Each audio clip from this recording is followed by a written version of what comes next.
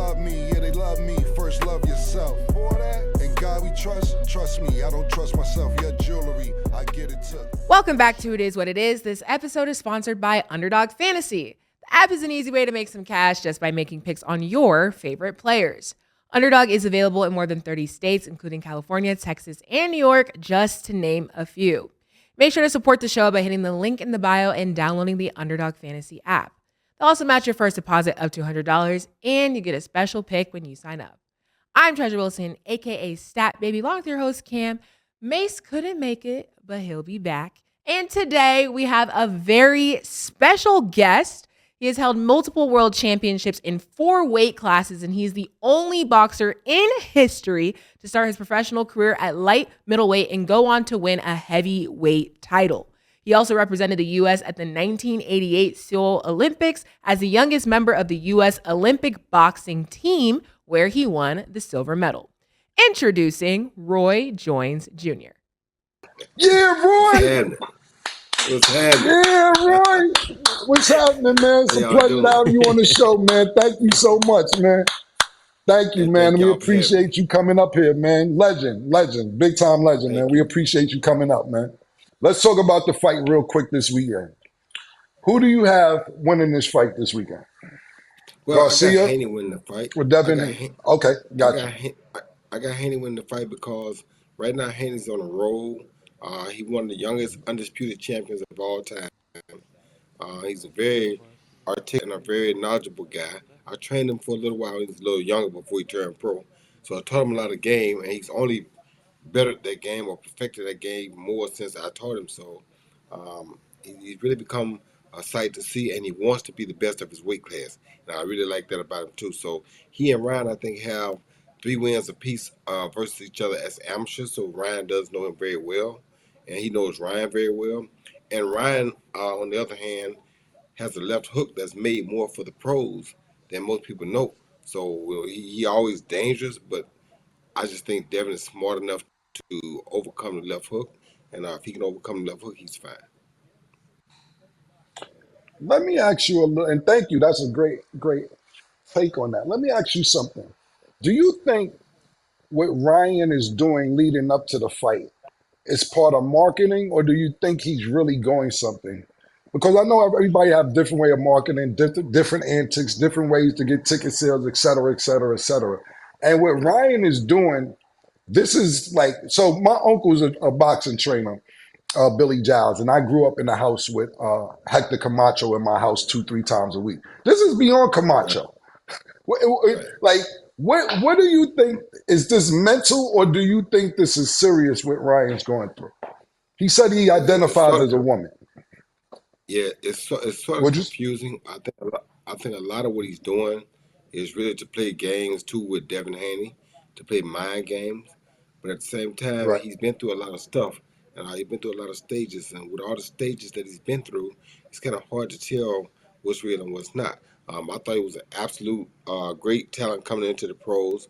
Was a great puncher. They just didn't develop his right hand as much as his left. So because he was one-handed, he became predictable. Hopefully, Derrick James is giving him more added to his arsenal with the right hand. So now he's just not a left hook fighter, because he can really be a good fighter and a dangerous fighter if he develops both hands. Got you. Now let's say Devin does win this fight, right? In your eyes, who's the best in that weight class? And I know they've moved up, but it's the 3-headed monster, so to speak. We got Devin, we got Tank, and we got Shakur. In your eyes, out of those 3, who's 1 through 3? Well, it's hard to say. I give Devin and Tank 1A and 1B right now, because neither one of them has been beaten. They both have fought some pretty good opposition, and they beat some pretty stiff opposition. So that being said, I give them 2 number 1 and 2, or number 1A and number 1B, and I think either one could be the first, and you put Shakur on the backside because he was in a lighter weight class. The only real name I think he beat so far was Oscar Valdez, and that's because it wasn't that many real names in his weight class. So he's now up in the 135-pound division, looking for competition because he wants to make his claim in that weight class too. But it's like Terrence Crawford. Terrence Crawford was pound for pound probably one of the best fighters around for a long time, but he never had that other guy that he could fight that would give him that true credibility, and people would say he was number one pound for pound, and that's why he chased Errol Spence for so long. So Shakur has that problem right now. He hasn't found that opponent yet that's going to give him the credibility that Tank and Devin Haney have already. Tank got it by beating Pitbull pretty much. Then he beat a couple other people, but Haney got it by going way to Australia and beating the Australian, and then going there and doing it twice. So these guys have done things already that were very significant in the game, and it gave them the credibility to put them at the top of the weight division. So right now, you got Haney and Tank head to head, pretty much in my eyes, and then Shakur is a fast second or third coming behind him. And the only reason he's Who will behind win that? is because he has. Go ahead. I don't know. I don't know. That's a very tough fight. Tank is a strong guy. He's a he's a much better boxer than people give him credit for. He knows how to change up in the middle of the string. That's what great boxers have to be able to do. Haney also is a very good fighter who hasn't really grown all the way into his man strength yet, but he's getting stronger every time. So I think if we give him another year, that'd be a very good fight to see. I want to ask you a couple questions about your career, and because you and Floyd are my two favorite fighters ever, just growing Thank you. up. Have you ever, and you had a successful career, great career, but have you ever got over the fact that you lost that decision in the Olympics? Have you ever got over that? Well, I didn't get over it for a long time. It stayed with me for a really long time. And then to compound it, they disqualified me to get my first loss as a professional. So it really made it even worse because it's like, wow, they do me bad in the Olympics in another country. Then I come home and they do me bad again. Right, So it was just kind of rough right. for me. So I just kind of put that jacket on and wore it and say, you know what? This God will just constantly pushing you. So you just keep pushing. And so I got over it and just kept pushing. Now I dig it because some shit you get over it, but you don't forget it, and it Now you stays in never the forget. back of your mind. So that I always wondered that. Right. My man Sin City, he was a big fan of yours as well, wanted me to ask you that question. Another question: being that you picked Crawford against Errol Spence, that is, I knew Crawford. Pardon me, Errol didn't take kindly to that. Are y'all in a better space now because of that? After I know that you picked Crawford, and I know that y'all seen each other, then speak, so on and so forth. Are y'all in a better space, or it's still it is what it is? No, we're in a much better space now. He called. Well, he didn't call. I was talking. I was helping Charlo out for a minute, and Charlo called me one day with Earl on the phone, and he was like, "Man, it's all good. We cool. That squash that I'm through with that. We cool. Let's move forward." I say, "I'm cool with it too. We all make mistakes. Let's go." And it's like I don't know why they took it personal when I said it, but I just was really going off what I had seen. I'm an OG in the game. I Right, don't hate on nobody. I like all of them. I love all right, of them as fighters. And if I can help them, I help any and all of them. You know what I mean? So you can't get mad. It's not like I'm right, a guy going around and say, "Oh, I'm gonna like this guy and I don't like that guy." I don't get into their rivalries. Yeah, they're gonna have rivalries. Sometimes guys, Lomachenko and Haney fought. I like both them. Two of my favorite guys in the division at the time, but they had to fight. And a lot of people said, "Well, right, we thought Loma got a bad decision." It could have went either way to some people, but to me, if Haney's the champ, you got to go dominate the champ. If you want to dominate the champ, I right, can't give you the fight. But I still thought right, Haney won the fight. But I like both of them. They're two of my favorites. But I thought Haney won the fight. I wasn't being biased. It's just what it is. So you can't get mad at my opinion. I have a right to my own opinion. You understand me? So, but what I right, was saying about Earl and Crawford, it really wasn't an opinion. It was more factual, and people didn't want to hear my right, facts, and they didn't want to listen to what my facts was. And if Earl would have asked me before the fight, so what you think I need to do? I probably would have told him because I know what he's facing. You know what I'm saying? I know Bud is a dog, and Bud is not a right, guy that you gonna just beat easily. You can't beat Bud with one style. Bud, you got to go do some thinking to beat Bud. You understand me? Rick just go out there right, just fighting is not gonna get it. And I know a lot of guys like to just do that because it comes easier for them, but that's not where it's really at in boxing. The art of boxing is to hit and not get hit. And Crawford is a mean guy, but he also understands that the art of boxing is hitting and not getting hit. Right. Absolutely. Now, I know, and I used to love you guys, watching you guys growing up, and until recently, a few years ago. It's rumored that HBO may be getting back into boxing. Would you be joining them, or is that something that you're even still interested in doing? And when HBO stopped doing boxing, it's a two-part question. When HBO stopped doing boxing, could you have went to Showtime and did it as well? Were there other offers on the table, or you just said this is going to stop with HBO because this is my family? I've seen the last boxing match that you guys aired, and I seen it was very emotional for you. You made me start crying. I'm like, Roy got me up here about to start crying because it's really emotional because I fuck with y'all guys. Is if Yeah. HBO comes back into boxing, would you get back with them and would you present another opportunity after HBO? I really wasn't presented many opportunities after HBO. I had a few one-offs with like the Zone and a couple other. Then I did a little bit with Pro Box down in Tampa, Florida, but that was just like an Right. app, you know. So nothing really came really good for me. So I just kind of backed up. But if HBO came back into the game, if they brought it back and Max Kellerman, I probably have a hard time saying no because those were two of the best guys that I've ever worked with. And I really enjoy if Jim Lampley was doing anything in commentary, if he called me and said, "Hey, I need you to come on," bam, I'm gone because that was the man. You understand me?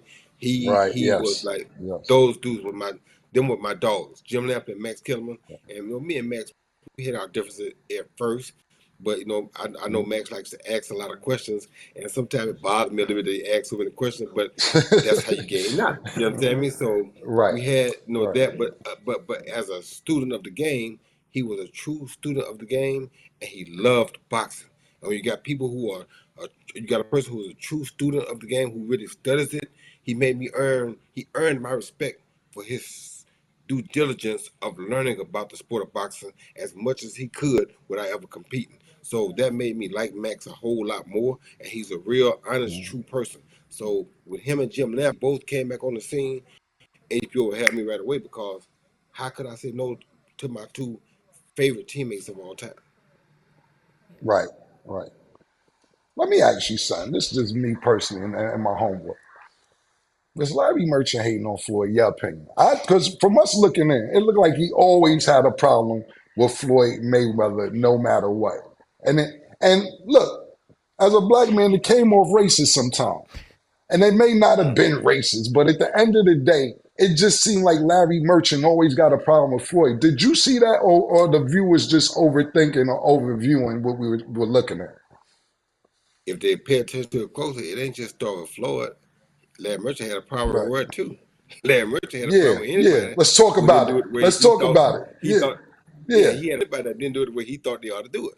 But he just kind of old school and one of those guys who feel like he should be able to tell you what you should do or how you should do it. And if you didn't agree with him, then he got a problem with you. And that it's like I learned a lot from Larry, and I learned how to manipulate him to where I wanted him to be, not let him manipulate me in his space. So I would never blow up on him like Floyd did Right. because I'm a little slicker than that. You feel I'm coming from? But he had the same thing with Right. all of us. It's just a matter of how you receive it and how you handle it. So what I started doing is I started putting the questions back to him, or I start answering what I want to answer, not what he asked me.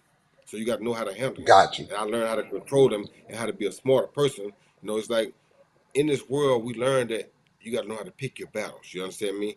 Me being young and Floyd being young and going after this elderly, guy, Caucasian guy, it's not gonna really look good overall. You feel me? Hmm. But if you use Right. this and shock him with this, now you're doing Hmm. something, and that's what I did. That was the only difference in us. But I understood why Floyd did that because the way he did it, it was very disrespectful. Telling him if he was younger, he would kick his. What? I mean, come on, bro. Don't Yeah. you shouldn't do Yeah. that. Oh no, no, I was Roy, going a you little bit. cursed up. A He bit too said, far. if I was 50 years younger, I'd kick your ass. That's what he said. I kick your ass. My Yeah, nigga Lennox Ellaby said you wouldn't do shit. That's exactly exactly. what happened. But yeah, I didn't want to bring you into that fold because I know you in a different space. But yeah, he hated on a lot of black fighters over the years, It's the just me facts. personally. It's the And then facts. when you got when you got Kelly Pavlik win the championship, he just jumps all on him, so excited. And I'm like, bro, calm down, man. Like he didn't even know how to sugarcoat it to me. Me personally, he didn't know how to Yeah. sugarcoat. And listen, we all root for our race, and I can't say all of us. At Right. least I do, and that doesn't mean that I'm racist. That just means I'm rooting for my race. But He didn't even Right. know how to finesse that shit. Couple He more didn't try to. questions and then I'm gonna let you go. Yeah, he didn't try to. I don't think he tried to. Um, do you think Canelo will ever fight Benavidez? That's a fight that I see having to happen at some point if he continues to box. Because if he continues to box, the Mexican public is going to demand it, and if he don't get what they want, it's going to be bad for him. So I don't think they're going to support him much more if he don't fight the Mexican monster within the next 2 or 3 fights. And honestly, he's running out of opponents anyway. Who else he gonna fight? He can't fight the winner BBall and Benavidez. He already proved that he couldn't beat BBall. So what else is he gonna do? Jamal Charlo's still 160. He hasn't gone to the 168 to avenge the loss for his brother. So what? He got Jaime Munguia, who he's trying to fight now. I think that fight might have failed through for a moment. I'm not sure. But at the same time, to me, who else does the public want to see him fight right now? Only the Mexican monster. So you can't avoid him, but for Right. 1 or 2 more fights. And I think with the way the Saudis are throwing the money around, I think they'll give him what he wants just to see the fight happen and just to say that they made it. Got you. I gotta. Got you. Let Oh, me ask you this. I'll let you. Go ahead, Yeah, Stat. I was I'm gonna sorry. say real quick. Looking ahead, I gotta ask you: Jake Paul versus Mike Tyson. How do you feel about that matchup? I knew that was coming, and I knew you would be the one to ask me that. But my thing is, it's a great fight. It's a great situation for TV. But in the world of boxing, the age gap is kind of what neutralizes it and makes it interesting because Mike being 58 and him being basically 26, 27, however old he is, Yeah. it's a huge age gap. So most people think that no way that old man should be able to keep that young lion off of him. But that's not true. This ain't an old man. This is also an old bear. This old bear can keep any kind of young lion off of him if he wants to. So when I heard that they implemented 16-ounce gloves and headgear, my first comment to that was they didn't do those things to protect Mike Tyson. Trust me. So I just dealt with the dude when he was 54 years old. The dude still hit Right. harder than I know what. First time he hit me in the chest, it felt like a mule had kicked me in my chest. So I know he still can punch, and he's still very elusive. It was very hard to hit him, and I thought I'd be able to hit him easily because I'm so fast. Nah, it wasn't that easy like I thought it was going to be. So if Jake is underestimating Mike, he better be careful because if Mike comes ready and in shape, Mike gonna be a problem. Now, Mike underestimate Jake and don't come in shape, then Jake could be a problem because Jake can't punch. And not only that, Stat. I'm glad you asked that. I was going to get to that. Um, I'm not sure the rules, and I've seen different rules and so on and so forth. But what do you think? Because you just got in the ring with him, and I seen both you guys fight. What do you think his stamina will be for this fight? Well, if they make an exhibition Because style, they Mike, go 2 minute because Mike, rounds. Mike like to smoke. Mike like to smoke weed and shit, Roy. So, It look what like do you it look think like you'll he have give a it look ten? like it looked like it gives him more energy because he never got tired against Okay, me. I was tired than he was, and I ain't never smoked nothing, and I was tired than he was. right, So he got something right. right. So I don't know what it is, but he got something that he's doing to making it work. I don't know if it's the weed or what, but hey, so I think his stamina will be fine, and I don't think Jake can put enough pressure on him to make it a long, grueling fight for him because in Jake fights, Jake is learning on the job. So Jake is figuring it out as he goes. He's not a guy who knows how Right. to go out there and just keep the pressure on Mike and make Mike work constantly for 2 minutes of every round. He can't do that himself because he'll burn out. So I think it's safe for Mike. Got you. And you mentioned something about running out of fights with Canelo, and then even with Tank, you mentioned how uh, it's nobody who gave him that particular fight to escalate him to be like he's one of the best out doing it right now, which I think he is. Have you been in that situation? Because it's people that I argue with about in your favor, and they're always like, "Oh, Roy ain't fight nobody. Who Roy really fought?" Do you get that a lot from different people? Because I think you Yeah, fought who was available. I get that from blind people and people who don't know Roy Jones Jr. I don't get that from normal people who got sense. Understand me? Because when you think about it, I didn't have to fight Bernard Hopkins. I had a fractured wrist when I fought Bernard Hopkins the first Right, time. Bernard Hopkins is a right, first ballot Hall of Famer. I beat Bernard yeah, Hopkins basically with one hand in our yeah, prime. one Now hand. he beat me when we got older, Hmm. but in our prime, I beat him with one hand. Understand me? We talk the Right, executioner. We talk the guy who holds the record for the most defenses as a middleweight champion ever. middleweight. I beat Yep, him with one yep, hand. I beat him with one hand before yep. he did all that. I stopped him Right. from becoming the middleweight champ. You understand me? His promoter paid Right. to have me stripped of the title is how he got the middleweight title when I moved up to fight James Toney. Now, when I move up to fight James Toney, all the guys in the UK, Steve Collins, Nigel Benn, Chris Eubanks Sr., none of them guys wanted nothing to do with James Toney. Nothing. Nobody wanted nothing to do with James Toney, with the exception of Dave Tiberi, and nobody really knew who Dave Tiberi was. You understand me? So Reggie Johnson Yeah. fought him, but he beat Reggie Johnson too. So then Reggie Johnson, I think, beat Steve Collins. So James Toney at the time that I fought James was 44-0. Understand me? Using the same shoulder Yeah. roll that Floyd Mayweather uses, except that he was knocking people out behind that shoulder roll. He wasn't just doing the shoulder Mm-hmm. roll, he was knocking them out behind. You understand me? He Right. 44-0, I'm 27-0. You understand me? I got to let them, they stripped me of my title as soon as I signed the fight. So I moved up class, which I did not have to do, to fight him. Right. Why? Because he was the best fighter out pound for pound. That's how Roy became the best fighter pound for pound. Now, I didn't fight what?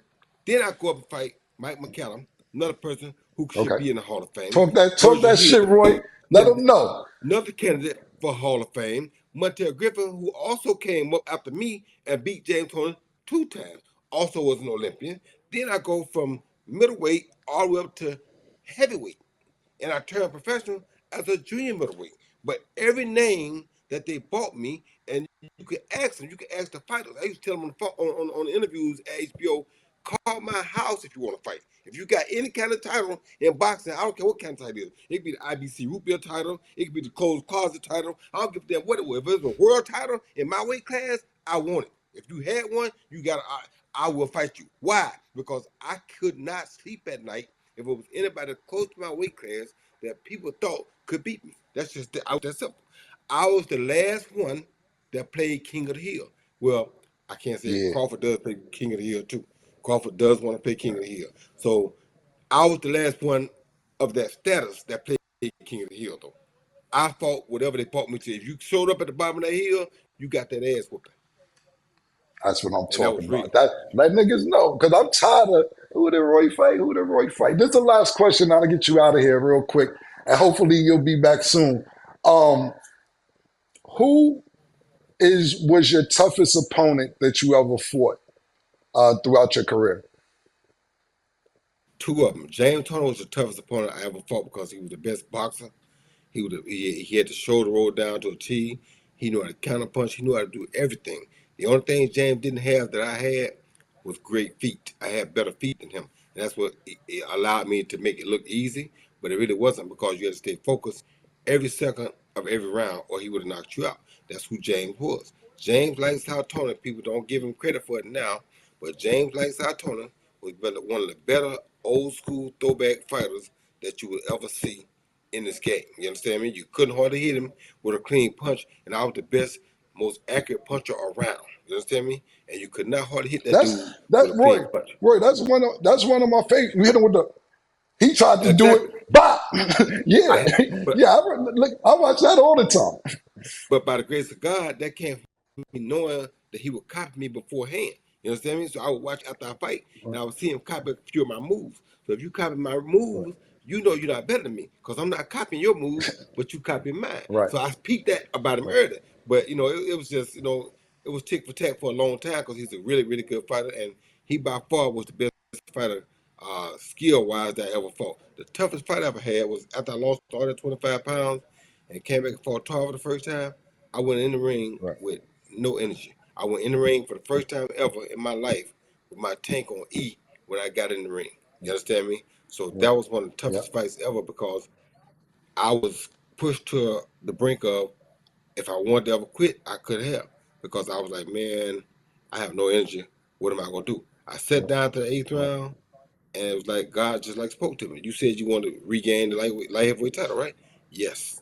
Well, here you go. You want it or you don't want it. I told my coach, give me my mouthpiece. I got up, went out there, and Yeah. finished them last 4 rounds like a dog. You hear me? With no energy, Yes, sir. like a dog, for real, for real.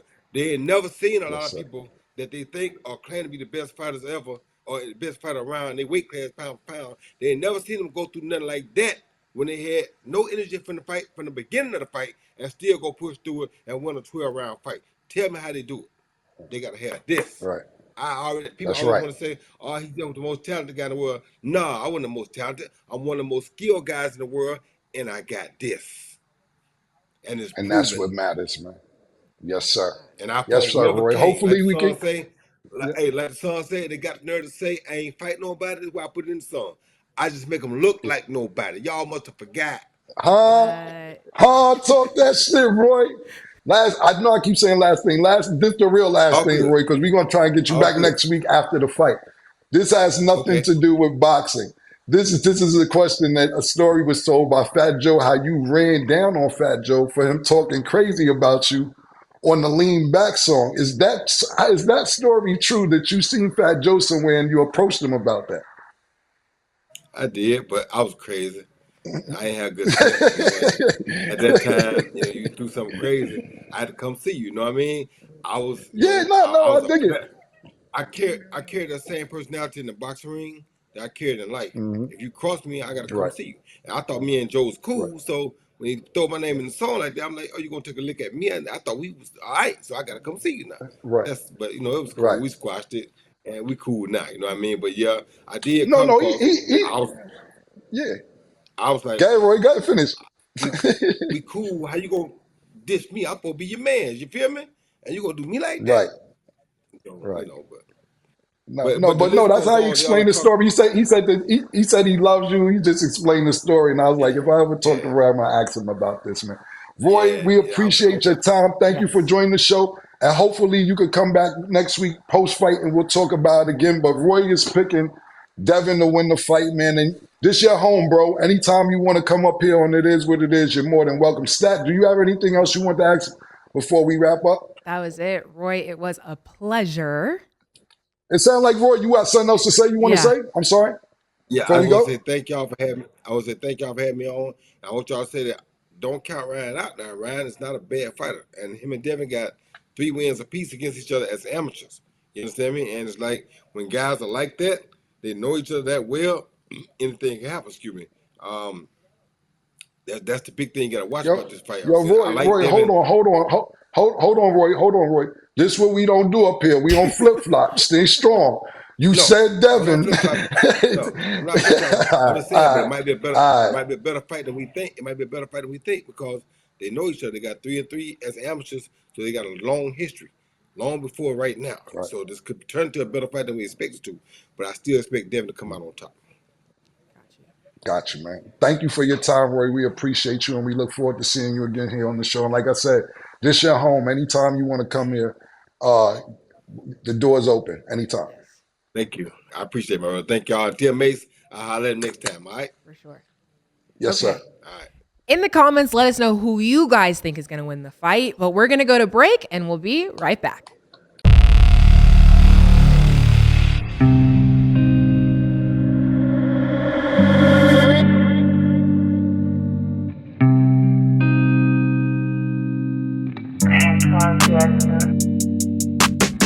She called this thing about toxic. 4 years and counting. Got you feeling like an option. Maybe I'm my own problem, babe. She tired of hearing I don't know. My stubborn in me won't fall. Dealing with this thing called trust.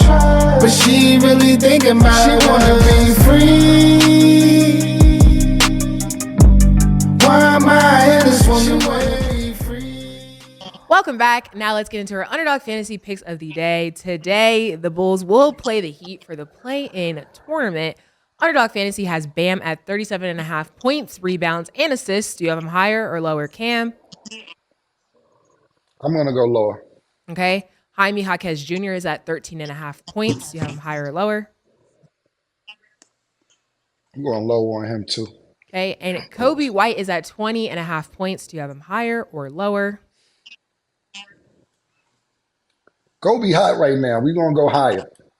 He Okay. killed last game. We're gonna go higher. Okay. Download the Underdog Fantasy app and you can make your picks too. We are joined with our analyst, Maurice Clarett. Mo! Mo C, what up, baby? What's good? What's going How on? you? Shit I'm great. looking good, I'm man. You mad my looking good? Wi-Fi messed up. Oh, no, No, I you said good my right mad my now. Don't Wi-Fi jinx messed it. up. I said, nah, you good right now. Don't jinx it. Stay in that spot. Don't move, baby. You got to treat it like back in No, the days when niggas had antennas on the TV and they had to just stand in one spot. I don't even know if you old enough for that, man. That's another story for another day. I'm no, I thought, I mean, like in the stand up during the whole show. You know what I mean? So when my Yeah, I Wi-Fi see messing you up, like George. You like George Foreman in the middle of his fights. He never sat down. He sat up the whole fight, even in between the rounds. I be noticing. I'm like, Mo standing up the whole show. That nigga on 10. yeah, hey, Word. I be into the whole show, man. I be paused. I be, I'm happy right. Nah, it's all good, man. I appreciate you being here, man. Yes. What's good? Let's get to it. always. Okay. So Bill Belichick still hasn't landed a job after his Patriots exit. Why do you guys think that is? Maurice first. I don't know. I don't know if it's two things. I thought about this for a while, and I was going over it, and I was asking myself, like, is Bill Belichick? Do people believe that he's over the hill? And I would say no. You know, he's 72. He's won a lot, and he's been in an environment where my man has just been a winning machine with the right circumstances, right? And if you look at most owners who own teams, a lot of these guys have a lot of things going on, right? And they leave the responsibility to the general managers to basically make decisions on who they're going to bring in and who's going to help them to lead the team. And when I thought about it, man, I was like, I looked at all 32 of the NFL teams, and I was like, who could he really go to that would make sense where he can bring like his experience, his expertise, and everything that he has going on to take somebody to the next level. And I want y'all to stay with me on these two picks, right? And I thought to myself, there was a rumbling around him getting hated on by Robert Kraft with Arthur Blank down there in Atlanta. But I thought to myself, with like teams that just can't get over the heel or the hump per se, and I thought like, could Bill Belichick go to the Cowboys and he be the difference maker with Jerry Jones, right? We always know that the Cowboys, they have a bunch of pieces that can help them get them to the playoffs, but they don't have anything that can take them there. And I was wondering to myself, does Bill Belichick have the intangibles that could, that he can lean on Jerry Jones and say, hey, bro, back up. I've done this a few times and get there. But I don't know if that ever happened. And I thought, like, selfishly, I said the same thing about the Browns. Like, the Browns have a bunch of nice pieces, whether you know it or not. It's a good division right now. But the Browns have a bunch of pieces. And I thought to myself, could he come on in some capacity, maybe not be the head guy, but be, somebody who's suited to assist one of these younger guys in leading the ship? And I don't know. So if you back up on what I said, I don't want to blur past it or push past it, but I'm thinking to myself, like, if I'm an owner, do I really have the time or the interest with all of the other things I have going on to assess what this man can bring to the table? And I know people are thinking like, the NFL makes a lot of money and these teams make a lot of money, but a lot of these owners have so much other shit going on that they oftentimes leave that responsibility to somebody else. And, they just may not see it the same way I see it. Yeah. You know, to me, and I recently see, I don't know who Bill Belichick's PR is, or even if he has a PR, somebody of that nature. I think that they're trying to revamp Bill because he has a shrewd personality. And this is all off of watching football. We don't, you could know Bill Belichick, which I don't, and he could be the funniest nigga in the world, hilarious. Like one of them niggas you just laugh with all day. But when he does his post game, he one words you. When he does his pre games, he two words you. He, he's always frowning. He always seems like he has an attitude. He gets rid of players. Whether it's Wes Welker too early sometime. He had a bunch of different receivers. You get rid of Randy Moss on Tom Brady's best passing year ever. You say, nah, we good with all that. Whatever the circumstances is. And I recently seen him, I believe, 2 days ago on the Pat McAfee show. And I was like, okay, look at Bill showing some personality. Look at the nigga smiling. Look at that nigga. Okay, you know how to smile, nigga. You know what I'm saying? So you got to think about the age gap in between a person, not even a veteran. Let's just go for a rookie coming into the NFL and Bill Belichick. So you're dealing with a 22, 23, 24-year-old, and he's 72. So it's a 50-year age gap. And I'm not comparing his coaching to my house, but after, during my high school, my years through high school, I moved in with my grandparents. And it was a generation gap. So, I see what you're saying. shit that you may do with your parents, even though they may get mad, it was even worse with your grandparents. They're like, oh no, hold the fuck on. I know your mother ain't letting you get away with this. And Bill Belichick is a grandfather where players may not be able to adapt to his personality. Now, does that have anything to do with winning? No, but sometimes that matters. Let's look at this situation in Golden State, right? And I'm jumping to basketball real quick. You just won a championship. A championship. You're the Golden State Warriors. You won a championship. During the offseason, nigga get punched in their mouth, the tape leaks, it goes out, chemistry out the window. Jordan Poole, you go to Washington. Chris Paul, you're here on the bench. And then it leads to Golden State in a play-in situation. Not only a play-in situation, they lose, and now Golden State's home, Jordan Poole's home. When you had such great chemistry, whether you like somebody or not, the chemistry led to championships. And Bill Belichick knows how to win. And sometimes these kids may not know how to deal with his personality. And I don't know if that's going to translate into him getting a job or not, because it's not up to the players who owners and general managers and so on and so forth hire. But we don't even know what Bill Belichick is requesting if he wants the job. You got to realize he's been a general manager as well as the coach for years. So he's used to picking the players and then coaching them. He may go into a situation, let's say the situation with Atlanta when he went for the job interview, it could have been a situation like, yo, I know you want me to coach, but I got to work with the GM too. And they like, hold the fuck on, Bill. We're trying to give you a coaching job. Nobody said we need help in the GM office, nigga. Slow the fuck down, man. So at the end of the day, that may be a problem as well. I really don't know what it is because he's a proven winner. All I can basically boil it down is to his personality, what he wants from a particular team, and is it going to translate his coaching style into today's players? Because look, people leave there and look what he did to Tom Brady. Thanks, Tom, for being here. We appreciated you. What, nigga? That's the goodbye speech you give to Tom Brady, nigga?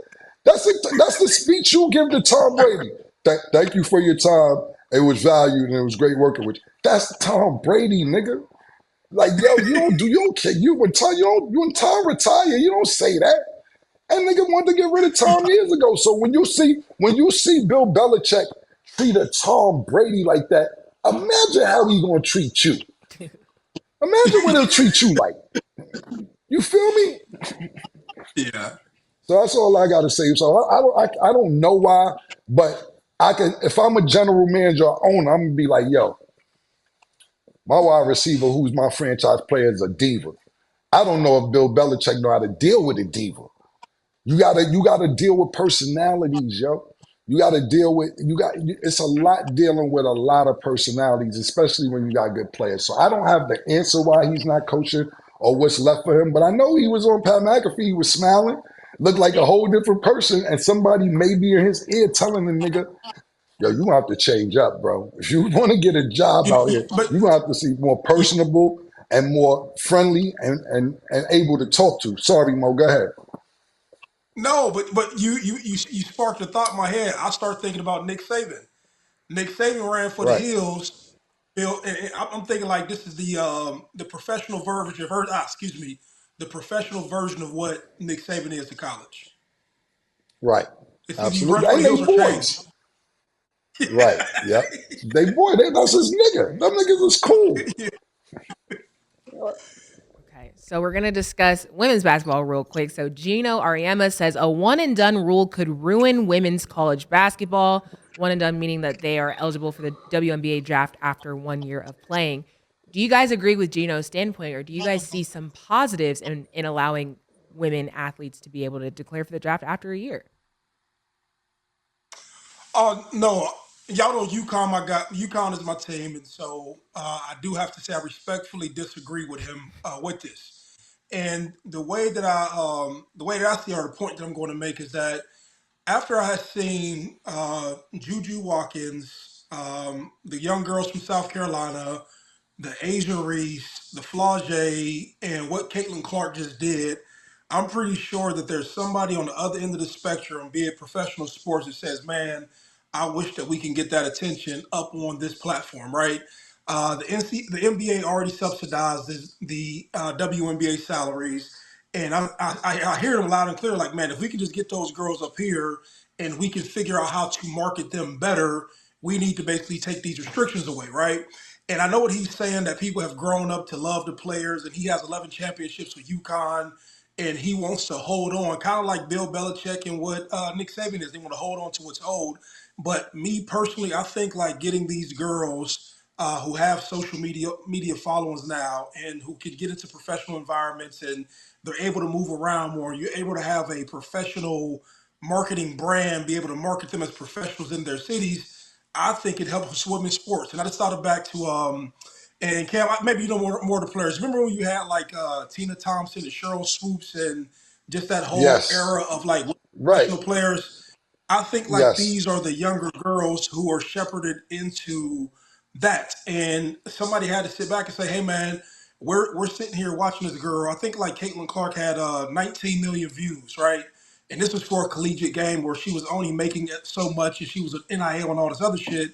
And if somebody had to say to ourselves, like, man, can we release these restrictions, bring these girls to a professional environment, so you then can get the TV viewership, which then gets the TV revenue up, which then increases the salary, which then increases the game. And sometimes, from a business standpoint, sometimes the collegiate coaches just may not know all of the mechanics with how you drive value. So I just see it different.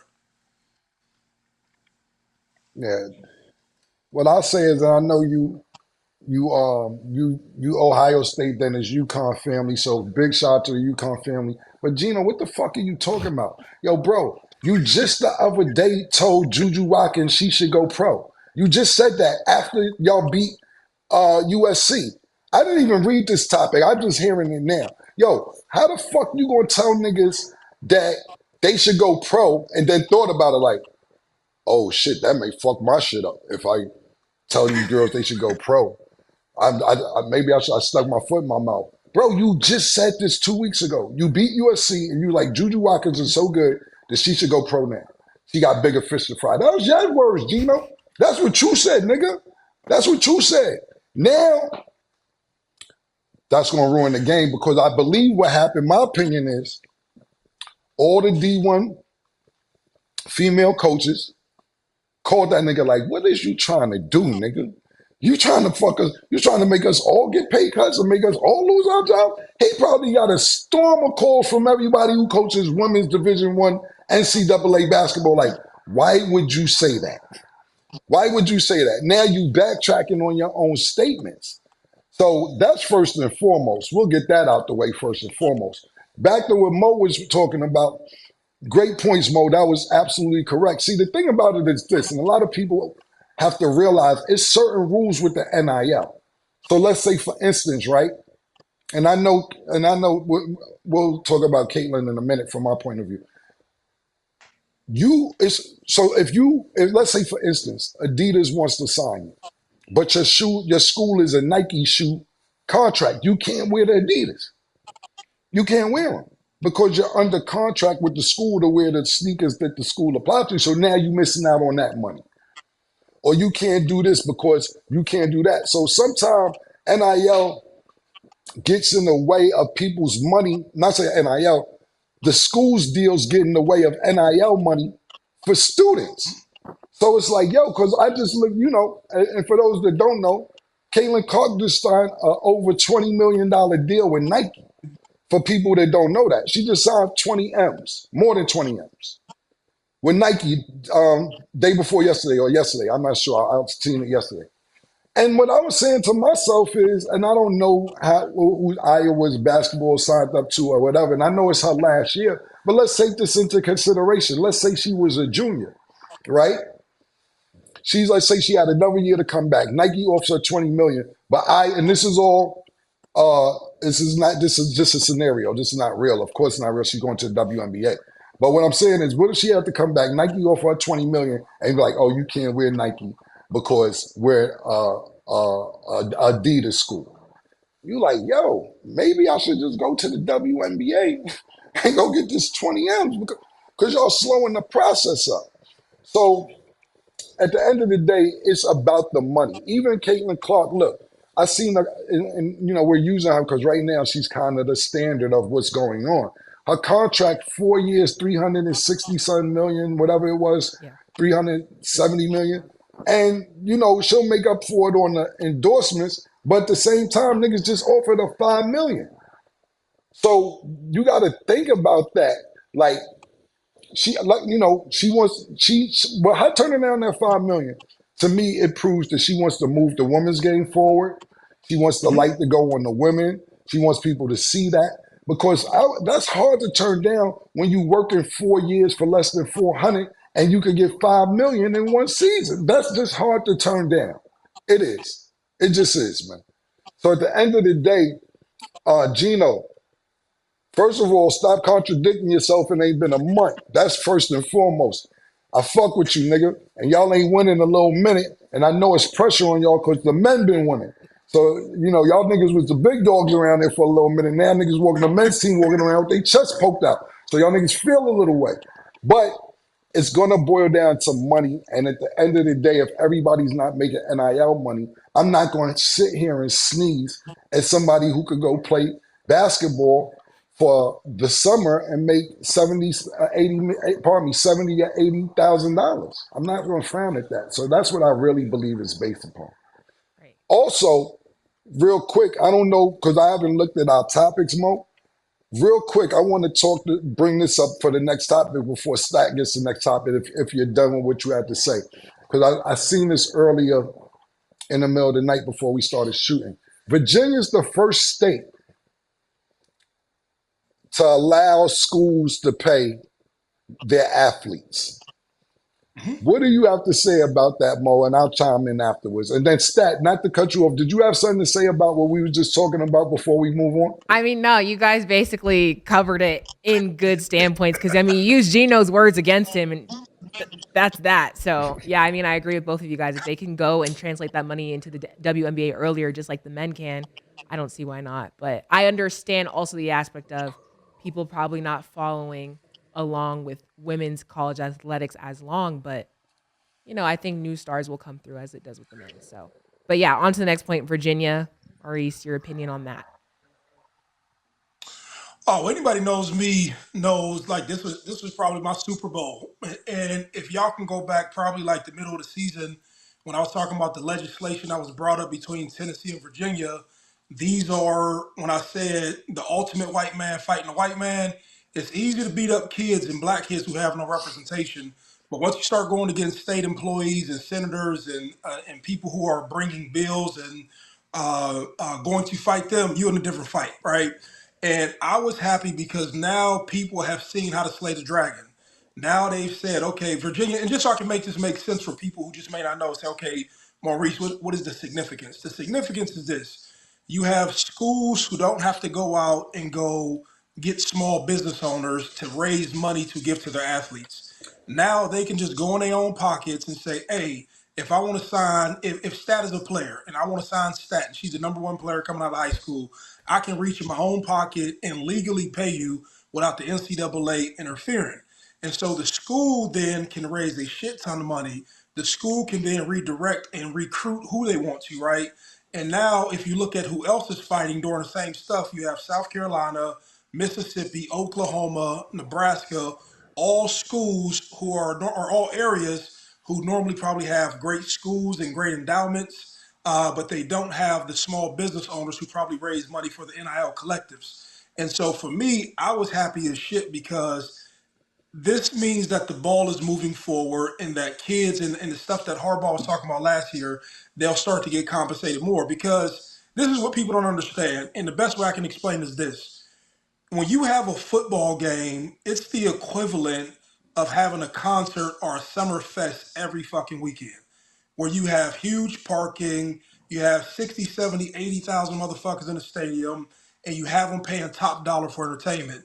And for your favorite artist, you're going there to watch your favorite artist. And these people know when it comes to football, you're coming to watch your favorite player who happens to be that guy or that girl, whoever it may be. And now schools are saying, like, in order for us to compete with Ohio State and Dion, what he has going on in Colorado, we need to spend for these players and we need to quit acting like this is amateur athletics. And so this rule allows the school to say, fuck it. Like, we can go ahead and get in the game and compete where we probably couldn't compete before because you see, we increase enrollment, we increase merchandise, we sell these fucking hotel rooms on campus. We enroll kids to come to our campus. And this is another thing that people don't know. When you enroll more kids into your campus and then you employ kids after they graduate in the same city or the same state that they are, or the same city that you get in, you get more federal dollars to your school. So it's actually a long game that these people are playing, and it's really worth. It's really this is really bigger than football or any other sport. So I'm happy for it to say the least. But oftentimes, like when I read the comments, I need to elaborate and tell people why I get so happy about shit. So that was just my best explanation. Yo, all I gotta say is you bitch ass niggas. You bitch ass niggas, man. Y'all been had this money. This money been sitting. Y'all bitch ass niggas start losing and can't compete. Now y'all found a way to find the money. You bitch ass niggas, man. Y'all niggas is y'all make me so mad. Now niggas found out this NIL. They figuring out how to get this money directly to the players. Now niggas say, well, we could pay y'all. Y'all could have been paying niggas, man. Y'all could have been paying niggas 30, 40, 50 years. Y'all niggas could have been paying niggas. Now y'all act like y'all fucking Christopher Columbus. Y'all found we're the first state to give the players the money to school. Yo, get the fuck out of here. Nebraska, Oklahoma, whatever other states you just named, y'all got the money too. Y'all niggas is losing. Y'all like what Dion got going on, and y'all seeing all these other players making all this NIL money. Now y'all figured a way out amongst Congress and the government to make it legal to give y'all could have been giving these niggas the money. Y'all don't like losing. Y'all niggas don't like your stadiums and arenas empty. Y'all niggas don't like not being able to compete. And it's starting to get frustrating. So y'all went to the government to try and act like y'all did a new legislation when it ain't even that deep. Don't get me wrong. I know it's laws in different states and it has to go on and be done correctly. But this could have been done. My man Mo should have made $18 million in college, man. This should have been done. Say nothing like, yo, stop. Yo, it should make me mad, bro. It make me dumb mad because they act like they killing it. They acting like, oh, nah, we killed it. We the first state. Every other state, y'all niggas been losing. And NIL really fucked y'all up. And now y'all, oh, we're going to find a way to get the students the money directly. Fuck out of here. Y'all ain't low. We can see you, nigga. Cut it out. You ain't finessing nobody. Y'all niggas is whack.